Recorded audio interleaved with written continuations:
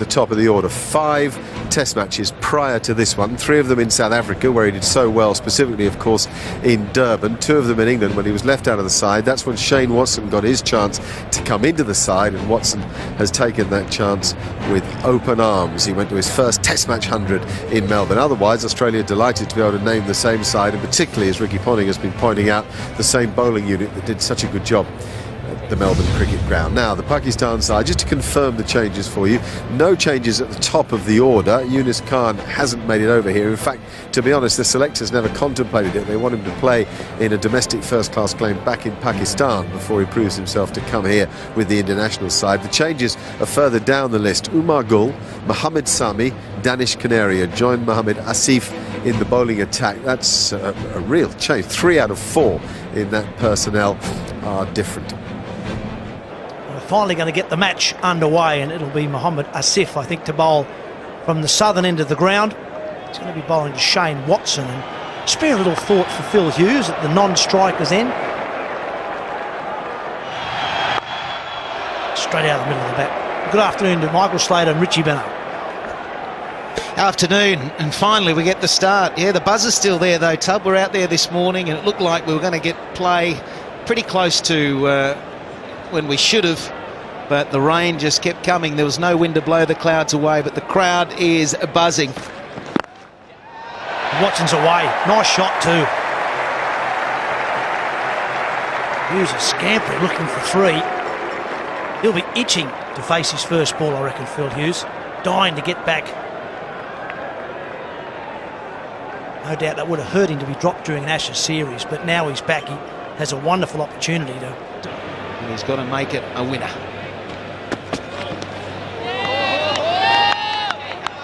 That's a tidy start. Just 2 from the first over.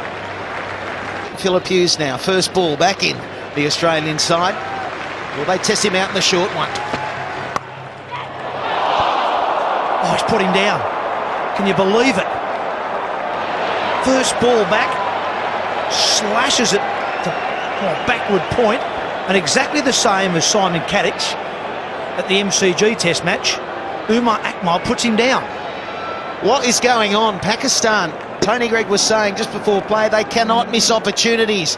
First ball that Mohammad Sami bowls, Phillip Hughes, first ball back in the Australian team, and he gets a chance.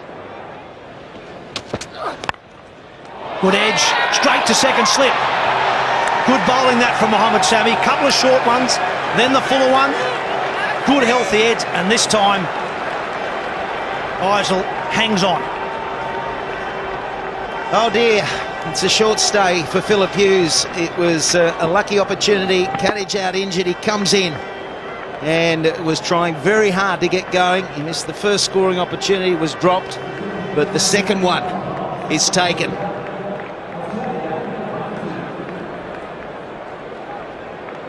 It's 1 for 2, and that's good bowling.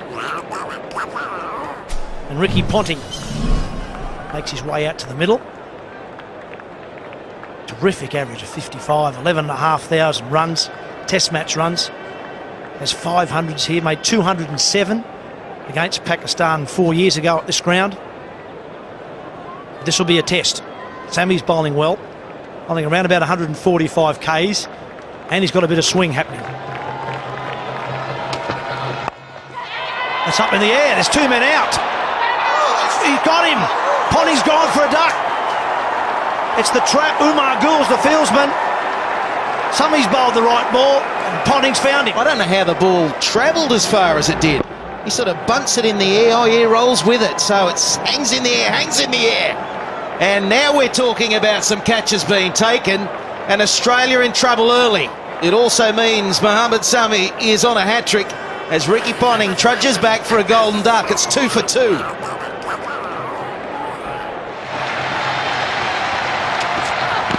Oh, well bowled, very close indeed. It's hit him on the toe. We might see a review here. It will be very interesting to see what Pakistan do here. Mohammad Yusuf's now talking to his keeper, which is a good thing to do. He'll be in the best position to see, yes, and they're going to review this. They're going to have a look at it. Now then, is it a legal delivery? Yes, it is. There's a bit of sawdust there, but quite legal. Here we're looking for what it does it hit. Is it the toe? It's right on the toe, and I dare say just outside the line of off stump. There's a hot spot. He's probably got a broken toe after it. Now, where's it hitting? Let's have a look. Just outside the line. Good decision from Billy Doctrove. It won't be a hat-trick. Billy Doctrove's got it dead right. I suppose it's worth a review when it's for a hat-trick, isn't it? But it's a good decision. Flew to first slip, so there's probably a bob each way, Richie, for the catch at first slip and the LBW. Well, having a go either way, but I think in the end they all decided it was going to be LBW. But one of the great things about television is that we can show you precisely what has happened. And what happened there was that Watson was hit on the toe, and it was just outside the line of off stump. Oh, good length. He gets it away nicely. That could be the first boundary. Superb shot.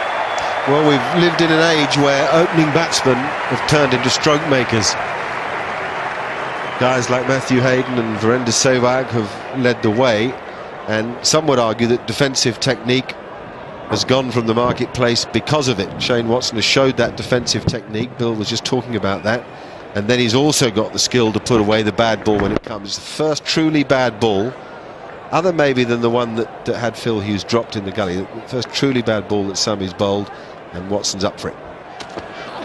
Oh, that's beautifully got him! Yes, he has! He's got 3! Pakistan on top of the Sydney Cricket Ground at 3 for 10. Seriously good ball. Not much wrong with the batsman's effort. Everything right with the bowler and the wicket-keeper. That's beautiful bowling. The outswinger made him plain. Watson didn't do much wrong. Good seam, good movement, big edge. Yeah, Ripper Cherry just squared him up. Can't do much about that as a batsman. If you get a good one like that, so be it. Mohammad Sami's on fire. He's got 3 for 5, and Australia are 3 for 10. That's through. It wasn't off the middle, it was off the edge, but it's 4 runs, drew him into the shot. There's nothing wrong with the delivery, but Hussey gets 4.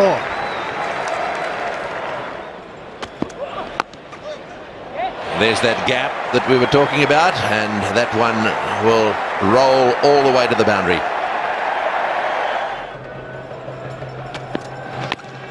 That's a bit of bat, and that's 4. 8 runs from that over. Runs beginning to come now. 3 for 36. Bowled him! Clean bowled him. What a delivery. Beautifully bowled. Well, Sami has taken all 3, or had taken all 3. Now Mohammad Asif has nipped in. Clean bowling Michael Clarke. Terrific delivery. Looks like it was going to swing away, and it just nipped back off the seam. A little gate there between bat and pad for Michael Clarke, and Mohammad Asif finds that gap, picks up his first wicket. Clarke's gone for 3. Australia in trouble, 4 for 36.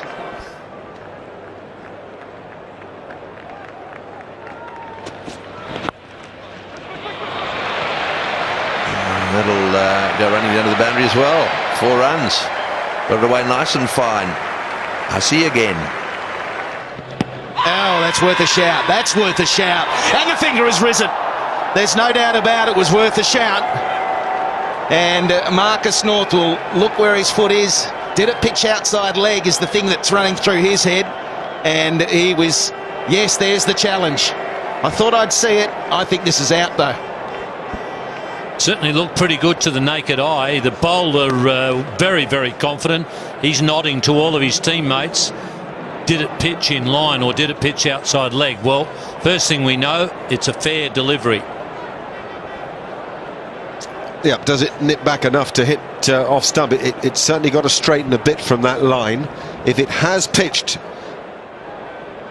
there is nothing in it, but there is enough to overturn that decision. Pakistan lose their second challenge and have none left in the innings. And everybody's around me saying, no, you got it wrong again. No, yeah, that's right. There's been 2 Australian challenges and they've both been overturned, so they've still got 2 in the bank. So Marcus North, in his calculation, he's got it right. Now, I'm sure he thought that might have pitched outside leg stump. That's the normal equation, right arm over to a left-hander. but it was height, the greenness of pitch, and Hawkeye has the ball tracking well over the stumps, because we can't forget, if it had come up orange, if it was umpire's call, it goes back out to the middle to the original decision, which was out, so he still would have been out, but Hawkeye says clearly missing, therefore it's overturned. There's no way in the wide world. That's hit under the knee roll. You cannot tell me that's going to go over the top of the stumps.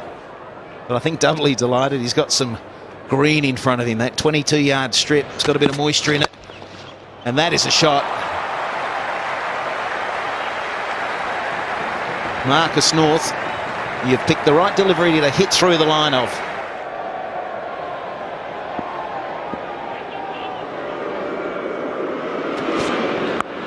Oh, that's straight in the air. This is a catching opportunity. He settles under it, and it's gone a million miles in the air, but securely taken. Missed Barrel Huck at first slip. He turned and got into position very quickly. Actually, the bowler charged in a lot more with that delivery and put a lot more into it. So I think the captain has been on his case, and he's done a good job with him. This is a super catch. The ones that go straight up in the air, anybody who plays cricket at any level will tell you, if they go straight up in the air and come over your shoulder, they're never easy. Misbah's just judged that perfectly. Kept his eye on the ball. And Michael Hussey's brave 28 comes to an end. What a position Australia